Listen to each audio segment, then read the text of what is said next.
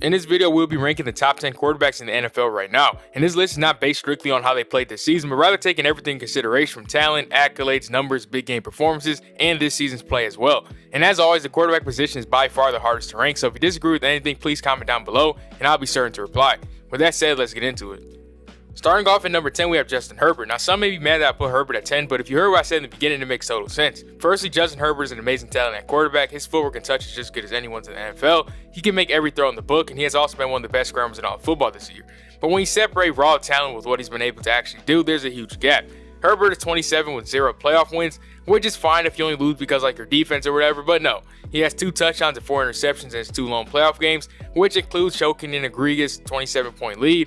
And the damnest thing is that he's not even producing at a high level in the regular season right now either. Since 2022, he has yet to have a season with more than 25 passing touchdowns, and he has just one season reaching 4,000 yards. And in this time frame, he ranks 20th in EPA per play, behind guys like Michael Penix.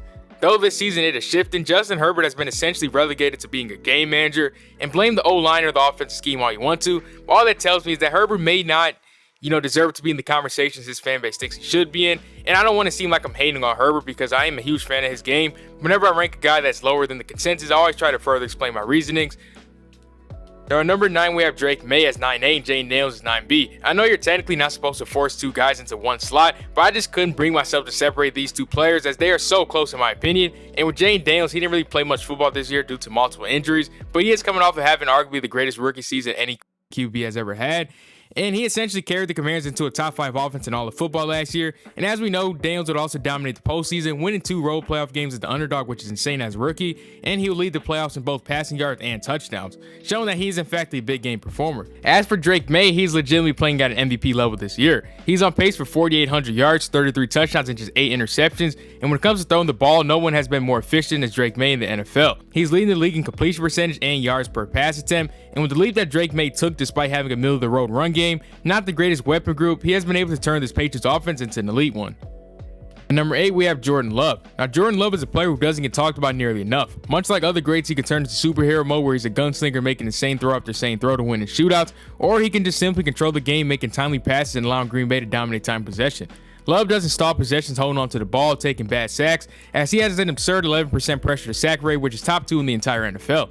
And a lot of that is Love being a quick and confident decision maker and living with whatever result may follow. So far this season, he has 22 touchdowns and just 4 interceptions, while being 3rd in big time throws, top 2 in both PFF grade and EPA per play. Jordan Love is a ridiculous talent, and you can make an argument for him being top 5 right now. Number 7, we have Dak Prescott. Now, Dak is one of the most polarizing players in all of football. You have one side that thinks he sucks while the other side recognizes his talent. But the fact of the matter is that Dak has been objectively one of the best quarterbacks in football for nearly a decade. He's a sharp processor with undeniable arm talent with numbers to back it up. And in 2023, which was his last completed season, I fully believe that Dak was robbed of MVP. And now in 2025, he's playing at an MVP level once again. He is 1st in the NFL in pass yards, 2nd in touchdowns, and he is spearheading an offense that is 3rd in points per game. Dak's postseason success, or lack thereof, is a huge reason people are down on him, but in reality, it's an unfair narrative. Dak actually performs pretty good in the playoffs statistically. His 17-game postseason pace was set at 44 touchdowns, 17 interceptions, and 5,000 total yards. But the only problem is that since 2000, the Cowboys with Dak starting has been the 3rd worst playoff defense in the NFL. I don't think it's fair to expect the quarterback to stop the run.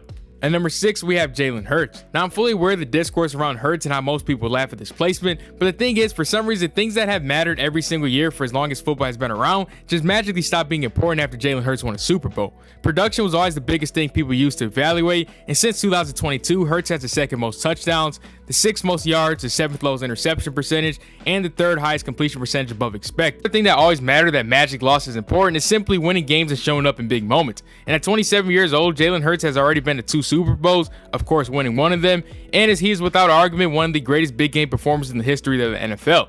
But again, NFL fans have started a movement where getting stuff done just doesn't matter anymore. I'm not even talking about just strictly team success. And Jalen Hurts does have his weaknesses. He has struggled making post-snap reads or just overall processing, and his pocket presence is mediocre as he does often bail too soon, and he does take bad sacks. But at the end of the day, he's one of the best deep ball throws and dual threats of his generation, and he has proven to be extremely clutch. At number 5, we have Joe Burrow. Every full season Joe Burrow has played, and he has performed at a top 4 level. Despite constantly having a mediocre run game, a pretty bad O-line, and a poor defense, Joe Burrow somehow makes it work and gives the Bengals a legitimate chance every time he's on the field. Burrow is perhaps the most accurate quarterback in all of football, and his 68.2% career completion percentage is the highest in the history of the NFL. Burrow may not have the arm talent that blows you away, and he definitely doesn't have game-breaking athleticism, but what he does have is all-time great accuracy, elite anticipation, and strong pre-snap recognition, and he's as cool and calm as they come. Joe Burrow is still one of the only quarterbacks that was able to go throw for throw with Patrick Mahomes in a win-or-go-home scenario. Some people might have Burrow higher, but his availability hurts him in my opinion, and if we're being honest, I just think the quarterbacks ahead of him are just simply more talented. At number 4, we have Matthew Stafford. Matthew Stafford is one of the purest throwers of the football we've ever seen. He can make throws that maybe 3 quarterbacks on earth could consistently make. Tight windows, all platform, third and long. It doesn't really matter when it comes to Stafford. Unlike a lot of the quarterbacks who are deemed as ultra talented, Stafford actually has a resume. He has shown time and time again that he is indeed a big game performer as well, and he's at his best when the pressure is the highest. And this season, he has posted a ridiculous touchdown to interception ratio of 35.4, which doesn't even make sense. And Stafford will likely be bringing home his first ever MVP, which would make him a lock for the Hall of Fame, which I thought he should have made it regardless, but enjoy watching him while you can. At number 3, we have Lamar Jackson. Lamar is objectively one of the greatest quarterbacks in NFL history. His 2024 season will continue to be arguably the best season we will ever witness, as a 43-4 touchdown interception ratio while amassing over 5,000 yards. With that efficiency is simply unheard of. The 3-time first-team All-Pro is legitimately a creative player. He's without argument the greatest runner ever. He's accurate from all parts of the field, and he's an extremely high IQ quarterback. There's no weakness in Jackson's game. However, throughout his entire career, all of this seems to go away whenever the games matter most. The fact of the matter is that Lamar Jackson is about to be 29 years old, and if I were to go over his playoff moments, it'll be a very quick segment. His postseason numbers compared to his regular season numbers might be the biggest drop-off I've ever seen. And it's not even like the Ravens are failing him. Amongst QBs who have played in 5+ playoff games since 2000, the Ravens have statistically given Lamar a top 5 defense throughout the playoffs, and despite this, they are 3-5.